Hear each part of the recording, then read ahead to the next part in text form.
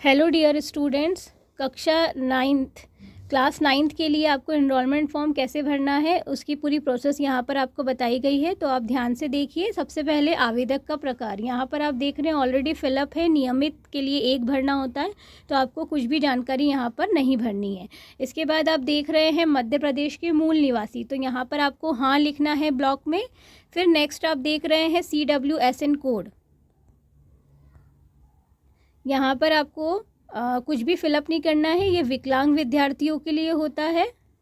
Next आप देख रहे हैं अहरकारी परीक्षा, तो अगर आपने किसी अदर बोर्ड से 8th क्लास पास की है तो ये सारी जानकारी आपको यहाँ पर भरनी है। अगर आपने MP बोर्ड से ही 8th क्लास पास की है तो ये जानकारी आपको नहीं भरनी है। अगर आपने अदर बोर्ड से की है तो यहाँ पर आप ईयर भरेंगे, यहाँ पर आप परसेंटेज भरेंगे परिणाम में, और श्रेणी में आप 1st 2nd ग्रेड यहाँ पर फिलअप करेंगे। इसके बाद में नेक्स्ट आप देख रहे हैं यहाँ पर रोल नंबर भरना है, यहाँ पर बोर्ड नेम CBSE ICSE, और यहाँ पर आपकी समग्र ID फिलअप करना है।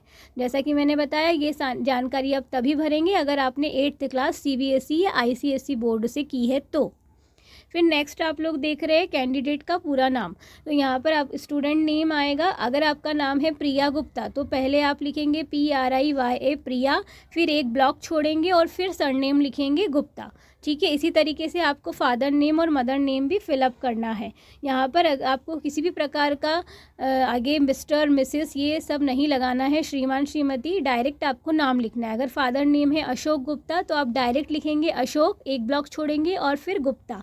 मदर नेम है रेखा गुप्ता तो आप लिखेंगे रेखा, फिर एक ब्लॉक छोड़ेंगे फिर गुप्ता। इस तरीके से आपको फिलअप करना है। अगर कोई मिडिल नेम आप यूज़ करते हैं तो उसमें भी आपको एक ब्लॉक बीच में स्पेस देना होगा। जैसे मान लीजिए अगर पिता का नाम है अशोक कुमार गुप्ता तो आपको ऐसे ही लिखना है अशोक, एक ब्लॉक छोड़ना है, फिर कुमार, फिर एक ब्लॉक छोड़ना है और फिर गुप्ता।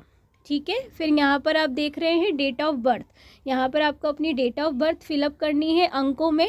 तो जैसे मान लीजिए 4 मार्च 2006 2007 जो भी है वो आप यहाँ पर भरेंगे। तो यहाँ आप देख रहे हैं DD में आपको डेट भरना है, MM में मंथ लिखना है, 0403 जो भी है, और ईयर में जो भी आपका ईयर है 2006 2008 जो भी ईयर है वो यहाँ पर फिलअप करना है।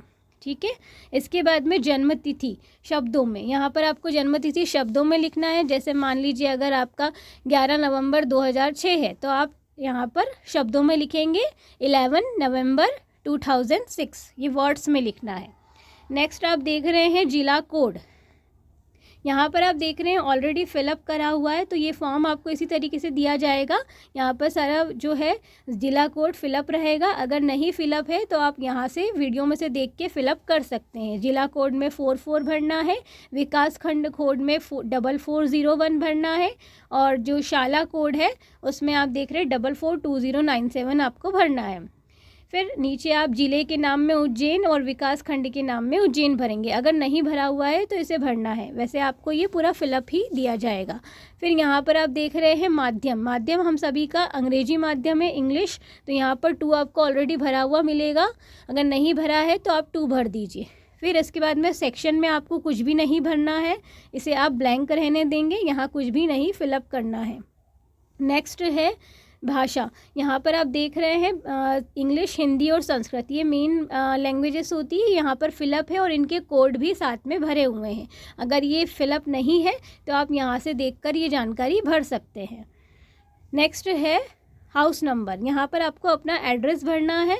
तो आप यहाँ पर देख रहे हैं हाउस नंबर में आप अपना हाउस नंबर डालेंगे। जैसे मान लीजिए अगर आपका एड्रेस है 11/20 तो आपको पहले लिखना है 11, फिर एक ब्लॉक में स्लैश लगाना है, ऑब्लिक लगाना है, और फिर लिखना है 2020। इस तरीके से आपको हाउस नंबर फिलअप करना है। हाउस नंबर फिलअप करने के बाद में कॉलोनी का नेम, जो भी आपकी कॉलोनी का नेम है, जैसे सेफ्रॉन कॉलोनी, तो यहाँ पर आप सेफ्रॉन इंग्लिश में भर देंगे। एक ब्लॉक में एक ही वर्ड आएगा। नेक्स्ट है टाउन में आप जो भी आपका टाउन है शहर है वो आपको यहाँ पर शहर का नाम भरना है। ब्लॉक में जो भी आपका ब्लॉक है वो आपको भरना है। इसके बाद में डिस्ट्रिक्ट, जो भी डिस्ट्रिक्ट है वो आपको फिलअप करना है। जैसे जो उज्जैन डिस्ट्रिक्ट के स्टूडेंट्स हैं तो वो उज्जैन फिलअप करेंगे, और जो उज्जैन के रहने वाले हैं वो ब्लॉक में भी उज्जैन भरेंगे, टाउन में भी उज्जैन ही फिलअप करेंगे।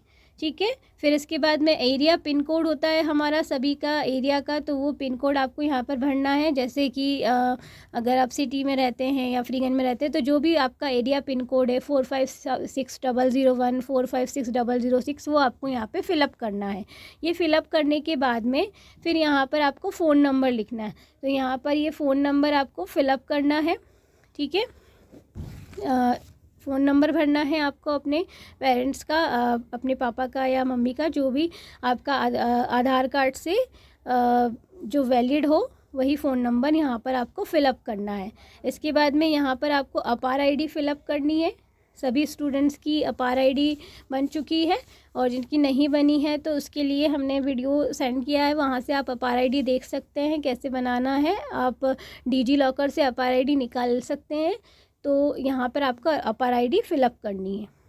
नेक्स्ट यहाँ पर आपको स्टूडेंट का लेटेस्ट फ़ोटो लगाना है यूनिफॉर्म में, और इसमें आपकी जो है डेट लिखी हुई होना चाहिए, नेम लिखा हुआ होना चाहिए। वो फ़ोटो आपको यहाँ पर लगाना है, ठीक है। और नीचे आपको साइन करने हैं, ये जो नीचे कॉलम दिया हुआ है यहाँ पर स्टूडेंट को साइन करने हैं, ठीक है।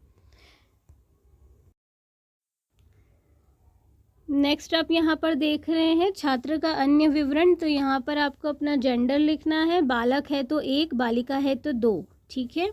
फिर यहाँ पर जाति आपको फिलअप करनी है। अगर आप सामान्य से हैं, जनरल कास्ट से हैं तो 4 लिखेंगे, अनुसूचित जाति के लिए 1, पिछड़ा वर्ग ओबीसी के लिए 3, अनुसूचित जाति के लिए 2। तो जो भी आपकी जाति है वो यहाँ पर आपको नंबर फिलअप करना है।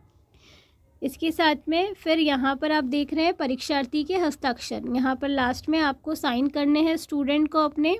और इसके साथ में आपको नीचे यहाँ पर जो जानकारी दी हुई, यहाँ पर कुछ भी नहीं भरना है, ये स्कूल की ओर से भरा जाएगा। इसके साथ में 9th के फॉर्म के साथ में आपको 8th की मार्कशीट की फ़ोटोकॉपी और समग्र आईडी, आधार कार्ड ये सबमिट करना है। अगर टीसी भी सबमिट करना है। अगर न्यू स्टूडेंट है, न्यू एडमिशन है जिनका स्कूल में, तो उनको टीसी भी सबमिट करना रहेगी इस फॉर्म के साथ में। ओरिजिनल टीसी ओरिजिनल सबमिट होती है। और जो इसी स्टूडेंट में है उनको, जो इसी स्कूल में है उनको मार्कशीट और समग्र आईडी और आधार कार्ड ये सारी फ़ोटोकॉपी आपको इस फॉर्म के साथ में संलग्न करके जमा करनी है। धन्यवाद।